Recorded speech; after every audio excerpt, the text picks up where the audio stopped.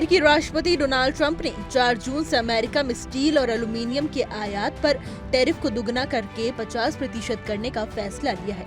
इस कदम से भारत के मेटल एक्सपोर्टर्स को भारी नुकसान हो सकता है, क्योंकि अब भारतीय स्टील और एल्यूमीनियम उत्पादों को अमेरिका में ज्यादा शुल्क देना होगा। इससे भारतीय उत्पादकों की प्रॉफिटेबिलिटी कम हो सकती है और उन्हें अपनी प्रतिस्पर्धमता बनाए रखने में कठिनाई हो सकती है।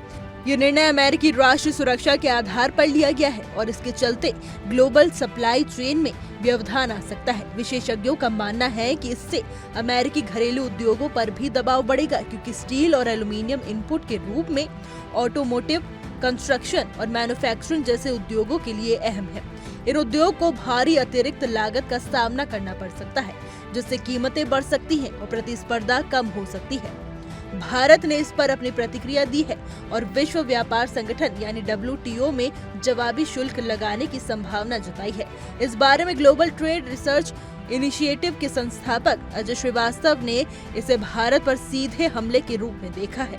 उनके अनुसार अमेरिकी व्यापार अधिनियम की धारा 301 और धारा 232 के तहत ट्रंप ने ये कदम उठाया है। इन धाराओं का उपयोग उन्होंने स्टील और एल्यूमीनियम जैसे सामान पर शुल्क बढ़ाने के लिए किया है। इसके साथ ही श्रीवास्तव ने अमेरिकी न्याय द्वारा लिबरेशन डे टैरिफ के खिलाफ दिए गए फैसले का भी जिक्र किया, जिसमें कहा गया था कि टैरिफ अवैध थे। फिर भी ट्रंप ने इसे लागू किया और भारतीय उत्पादों पर भारी शुल्क लगाया। अमेरिकी स्टील की कीमतें पहले ही उच्च स्तर पर हैं और अब इन टैरिफ के बढ़ने से इनकी कीमत और बढ़ सकती है, जिससे अमेरिकी उद्योगों को और परेशानी हो सकती है। भारत ने पहले ही WTO में इस फैसले के खिलाफ औपचारिक कदम उठाया है।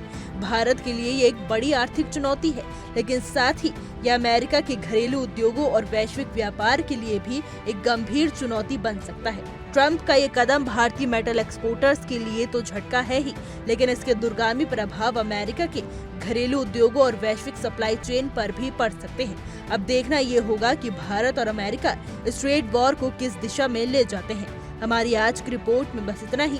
कैसा लगा आपको हमारा वीडियो, कमेंट करके जरूर बताइएगा।